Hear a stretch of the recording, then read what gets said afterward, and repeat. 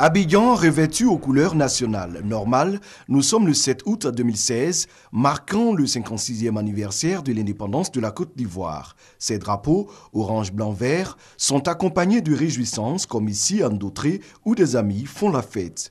Par rapport à la fête de l'indépendance, à notre 56e année, nous sommes venus juste nous égayer, célébrer notre indépendance, manger quelque chose, changer un peu d'air et puis penser à nos dévanciers, au président Houphouët-Boigny, qui grâce à eux, nous avons pu être indépendants.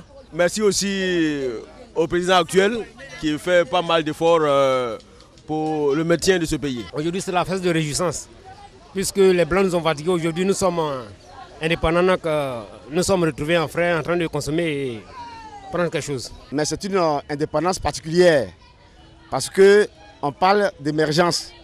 Donc le sourire d'hier n'est pas le même sourire d'aujourd'hui, c'est un nouveau sourire. Après Abobo, rendons-nous à Diamé chez les Dramés pour prendre le pouls de l'ambiance. C'est l'indépendance de la Côte d'Ivoire. Ça doit être notre fête primordiale. L'année passée, il y a d'autres qui ont fêté cette fête. Cette année, ils ne sont pas présents. Donc si Dieu nous a montré, on doit remercier Dieu. Notre souhait est que la paix règne dans ce pays, que nous aidons notre président, son Excellence Alassane Dramane Ouattara, à aider la Côte d'Ivoire en faisant l'union, la force, travailler, de réussir dans tout ce que nous entamons. La cérémonie protocolaire achevée au palais présidentiel, Paul Kofi Kofi s'est dépêché de rejoindre sa famille en vue de préparer la réception prévue à son domicile dans la soirée. Je suis donc en famille là. Là, j'ai mon fils qui est là. Nous allons recevoir les frères et sœurs qui vont arriver ce soir. Donc madame est allée un peu s'occuper de ça pour qu'on puisse manger quelque chose de spécial. En tout cas, chaque année à la fête nationale, j'invite tous les frères et sœurs ici à la maison pour qu'on puisse partager un repas. Les Ivoiriens, dans toutes leurs composantes, comme on peut le constater, ont sacrifié à la tradition. Le 7 août a été vécu presque partout dans la bonne humeur. Le top départ de la caravane de la francophonie pour l'indépendance donné au plateau. 4 camions podium du district autonome d'Abidjan sont allés à la rencontre des populations des 13 communes d'Abidjan. Nous avons 2 messages à vous livrer à travers cette caravane. Le premier est un message de paix, d'unité et de solidarité pour construire la Côte d'Ivoire. Le deuxième message, le gouverneur ministre des Jeux de la francophonie, Robert Begré-Mambé, voudrait à travers cette caravane sensibiliser et inviter nos populations à s'approprier l'organisation de ces prochains Jeux. À l'étape de Treichville, c'est une population enthousiaste qui a accueilli la parade de l'indépendance et de la francophonie. Caravane animée par des artistes, musiciens et des humoristes. Yabo, tu vas à l'école ou bien tu viens à l'école?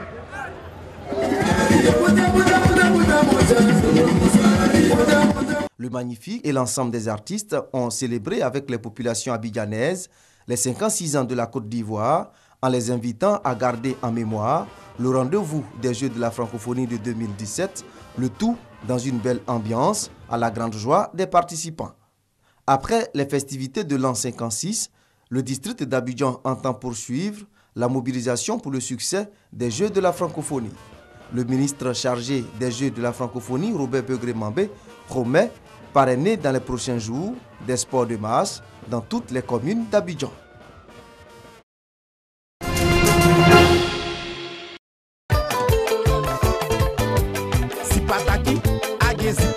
Présidentielle.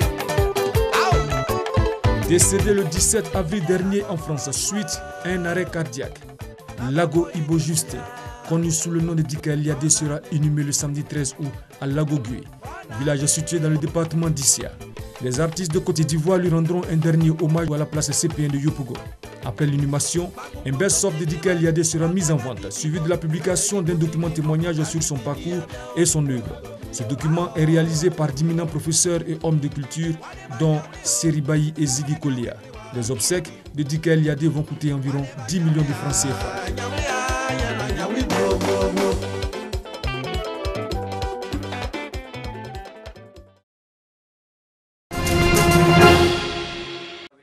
C'est un cours unique en France que suivent ces collégiens de la ville de Larens, nichés au cœur du Béarn.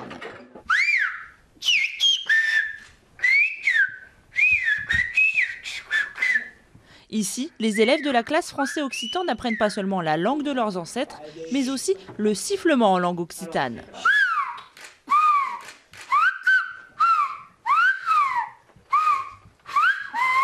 Au Paul porte le ballon à Marco, et en français, au Paul porte le ballon à Marco.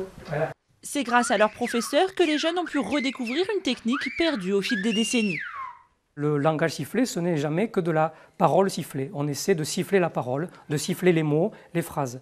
On n'apprend pas un code, on essaie simplement de parler tout en sifflant. Ce qui fait que le langage sifflé peut potentiellement tout dire. Le plus difficile, en fait, c'est d'arriver à émettre un son. Une fois que les élèves sont capables d'émettre un sifflement, ensuite les progrès sont assez rapides.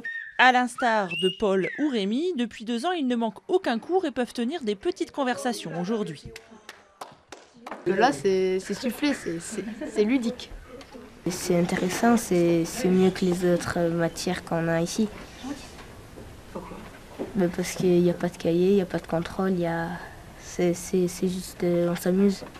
Invité de marque, ce jour-là, un siffleur grec professionnel venu écouter la technique française et donner quelques leçons. Cette pratique s'utilise encore dans certains pays méditerranéens, comme l'Espagne ou encore la Grèce. Je suis très ému de voir ces enfants siffler. C'est un rêve pour moi. C'est quelque chose que j'ai toujours voulu mettre en place. Apprendre aux enfants à parler en sifflant pour que cette pratique perdure encore pendant des décennies. En France, elle est originaire du petit village d'As, niché dans les Pyrénées. Autrefois, les bergers de la vallée utilisaient cette technique pour se parler entre pâturages, le sifflement pouvant porter à plusieurs kilomètres par écho dans la montagne. Natif du village, Marcel est un des derniers témoins de cette tradition. On se sifflait, évidemment on modulait la puissance, mais on s'appelait d'un bout à l'autre du village. Moi j'ai découvert que c'était un langage sifflé quand mon père, un matin, a sifflé depuis la sortie du village. Il a sifflé un berger, il l'a réveillé en 2 coups de sifflet. Grâce à une poignée d'irréductibles réunis au sein de l'association Los d'As, les siffleurs d'As, la technique retrouve des adeptes. Une notion d'enseignement a même été ouverte à la faculté de Pau en 2016. Mais pour les passionnés, rien ne vaut siffler en plein air, dans l'espoir bientôt que des jeunes leur répondent de l'autre côté de la vallée.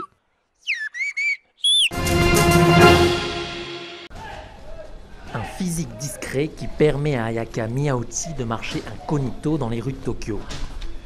Pourtant, dans son domaine en Thaïlande, c'est une star.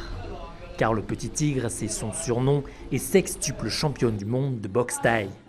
L'un des sports les plus violents du monde qu'elle appréhende sans crainte. La notion de peur n'existe pas quand on s'amuse. Pour moi, c'est un peu comme jouer à chat perché. Si on me touche, c'est perdu. Il faut juste bien maîtriser l'esquive. À partir de là, rien ne me fait peur. 27 victoires dont 9 par KO pour 15 défaites et 4 matchs nuls. Un bilan impressionnant, d'autant que cette ancienne assistante dentaire n'a fait ses débuts professionnels qu'à 27 ans. Tiger, c'est la meilleure en boxe thaï.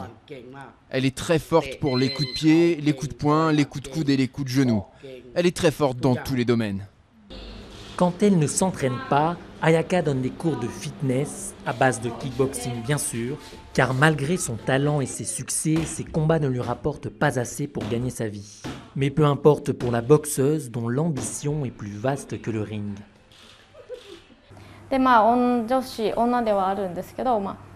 Bien que je sois une femme, je veux m'imprégner de l'esprit japonais des samouraïs.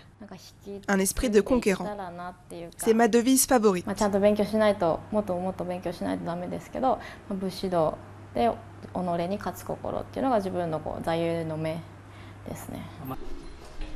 33 ans, Ayaka approche doucement de la fin de sa carrière. Mais attention, le petit tigre peut toujours mordre. Celles qui tenteront de lui ravir l'une des 3 ceintures mondiales qu'elle détient encore s'en rendront bientôt compte.